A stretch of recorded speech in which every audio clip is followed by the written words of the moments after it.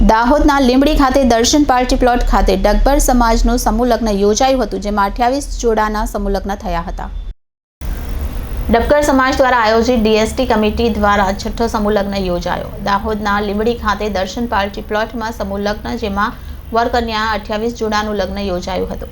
આ લગ્નમાં ડબગર સમાજના 6000 જેટલા માનવ મહેરામણ ઉમટી પડ્યું હતું, જેમાં 28 જોડાને કન્યાદાન તેમજ તમામ કન્યાદાનનું અર્પણ કરવામાં આવ્યું હતું અને રક્તદાનના કેમ્પનું પણ આયોજન કરવામાં આવ્યું હતું.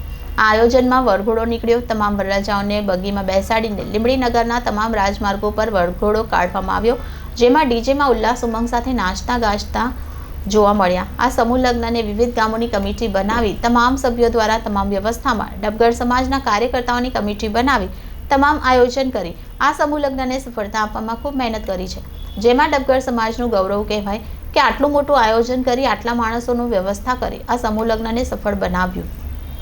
Reporter Kishor Dabgar, city gold news, Jhalod.